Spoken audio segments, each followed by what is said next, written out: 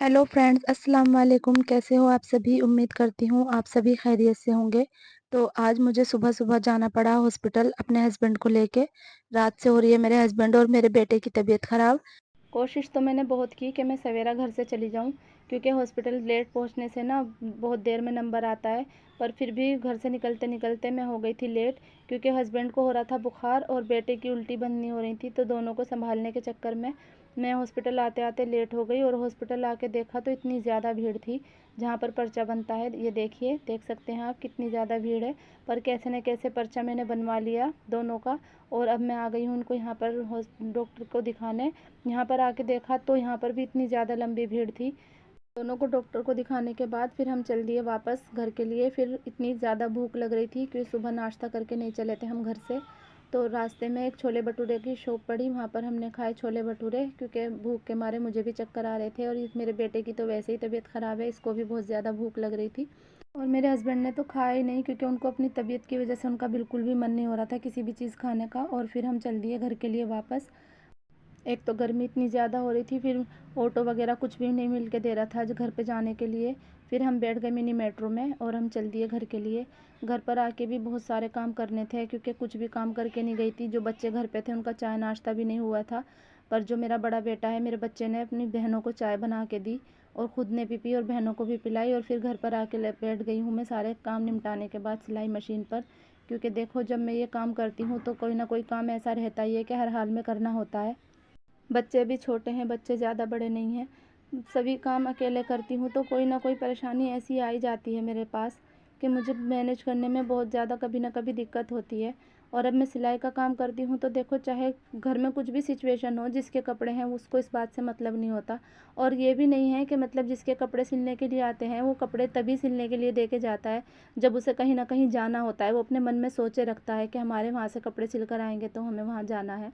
तो कोई ना कोई कपड़ा ऐसा रहता ही है कि उसको चाहे घर में कुछ भी सिचुएशन बनी हो, कुछ भी परेशानी हो, उसको तैयार करके देना ही है। तो बस इसीलिए ये एक ट्राउज़र को, वैसे तो मैंने इसको सिल दिया था, पर ट्राउज़र की मोहरी पे इसके डिज़ाइन बनाना था। तो ये मैं अधूरा पड़ा था, तो मैंने सोचा चलो डिज़ाइन की वीडियो बना लेती हूँ। क्योंकि इनकी तबीयत ख़राब थी, इस वजह से मैं वीडियो बना ही नहीं पाई थी इसकी सिलाई की और कटिंग की। वैसे तो किसी भी काम में मन नहीं है, कुछ भी करने का मन नहीं कर रहा है, क्योंकि मेरे बेटे की ऐसी हालत हो रही है कि अगर वो कुछ भी खाता है ना तो उसको हजम नहीं होता, उल्टी कर देता है। कितनी बार तो ऐसा होता है कि मेरा बच्चा पानी भी पीता है ना तो भी उल्टी कर देता है। बस जी तो बहुत परेशान हो रहा है उसकी तरफ से, आज बिल्कुल मन नहीं है किसी भी बात का। पर क्या करें, जो काम हम करते हैं उसको तो करना पड़ेगा। डॉक्टर ने अल्ट्रासाउंड के लिए बोला है मेरे बेटे का, पर उन्होंने लिख दिया था कि इसका अल्ट्रासाउंड करा के लाओ। जब मैं वहाँ पर अल्ट्रासाउंड कराने गई तो उन्होंने अगले महीने की 19 तारीख दी है। अब मैं ये सोच रही हूँ कि वहाँ पे तो उन्होंने बहुत ज़्यादा लंबी डेट दे दी है और तबीयत मेरे बच्चे की ज़्यादा ख़राब है, तो मैं कहीं बाहर अल्ट्रासाउंड अपने बेटे का कराऊंगी। तबीयत तो उसकी खराब हो ही रही थी काफी दिन से, मतलब उल्टी हो जाती थी कभी भी कि खाना खाया और उल्टी हो गई उसको। पर अब तो कई दिन से ऐसा हो रहा है कि पानी भी नहीं उसको हजम हो पा रहा है, पानी भी पीता है तो उल्टी कर देता है। बस अल्लाह मियाँ मेरे बच्चे को अच्छा कर दे। मेरे पास बहुत ज़्यादा तो कुछ नहीं है और ना ही मुझे कुछ ज़्यादा की तमन्ना है, मुझे नहीं चाहिए। जो भी है मेरे पास मैं इसी में बहुत ज़्यादा खुश हूँ। बस मेरे बच्चे तंदुरुस्त रहें और सही सलामत रहें, मुझसे इससे ज़्यादा कुछ नहीं। मुझे अपने बच्चों की ही नज़र में हर दौलत नज़र आती है, हर परेशानी ऐसा लगता है कि बच्चों के साथ गुजारा कर रही हूँ तो सब ठीक है, कुछ भी बुरा नहीं लगता। पर अगर बच्चे की ही तबीयत ख़राब हो तो कितना अजीब लगता है। आपने वीडियो में देखा होगा कि वो कितना ज़्यादा कमज़ोर हो रहा है जब वो छोले भटूरे खा रहा था। मतलब जब उसको कुछ खाना हज़म ही नहीं होता है तो फिर वो तंदुरुस्त कैसे होगा? इतना ज़्यादा उसके अंदर कमज़ोरी आ रही है। इतना छोटा सा बच्चा है और कमर में भी दर्द बताता है। आज मेरा ना सुबह से कई बार रोने का मन हुआ, मतलब बस मैं फिर अपने बच्चे की वजह से अपने आप को संभाल लेती हूँ कि नहीं, मेरा बच्चा भी परेशान होगा और फिर देखो रो के क्या होगा। वो सब कुछ अल्लाह के इख्तियार है, अल्लाह अच्छा कर दे मेरे बच्चे को। मैं ये नहीं कह रही कि बस एक मैं ही बहुत ज़्यादा परेशान हूँ। हर किसी की लाइफ में कुछ ना कुछ परेशानियाँ चलती रहती हैं। पर मैं बस आपको बता नहीं सकती कि मैंने इन बच्चों की वजह से कितना स्ट्रगल करा है और कितनी मैंने परेशानियाँ झेली हैं सिर्फ़ इन बच्चों की वजह से। और इन बच्चों के ही लिए मैं जीती भी हूँ, नहीं तो मेरा बस मैं क्या बताऊँ आपको, सब कुछ मैं वीडियो में नहीं बता सकती।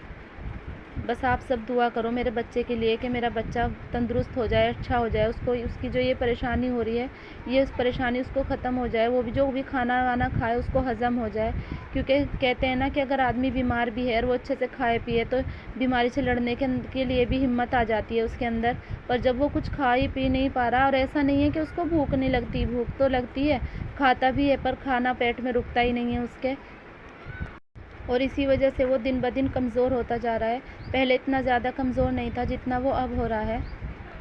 क्योंकि घर में जो भी चल रहा है सबको पता है, सभी को पता है कि उसकी तबीयत ख़राब है। किससे क्या कहूँ, सबको पता है कि क्या सिचुएशन चल रही है। पर आप सच में, आपको यकीन नहीं आएगा कि आपसे अपने दिल की बात कह के मुझे कितना सुकून मिल रहा है। मतलब मुझे ऐसा लग रहा है कि मैंने अपनी बात किसी से शेयर करी और मेरा मन इतना हल्का हल्का हो रहा है। बस आप सबसे मेरी यही गुजारिश है, पता नहीं किसकी दुआ और किसकी आमीन अल्लाह कबूल कर ले और मेरे बच्चे की तबीयत ठीक हो जाए। मैंने आप सभी से बातें भी कर ली और मुझे बहुत सुकून हुआ आप सभी से बातें करके। और मेरा ट्राउज़र का डिज़ाइन भी बनकर कंप्लीट हो गया है, ये देख सकते हैं आप। अगर आप सभी को मेरी वीडियो अच्छी लगती हैं तो प्लीज़ मेरी वीडियो को लाइक करें और शेयर करें और सब्सक्राइब करें और बेल आइकन भी प्रेस करें ताकि हर आने वाली वीडियो की नोटिफिकेशन आपको मिल सके। तो गाइस, आज के लिए बस इतना ही। मिलते हैं दूसरी वीडियो में इंशाल्लाह। अल्लाह हाफिज़।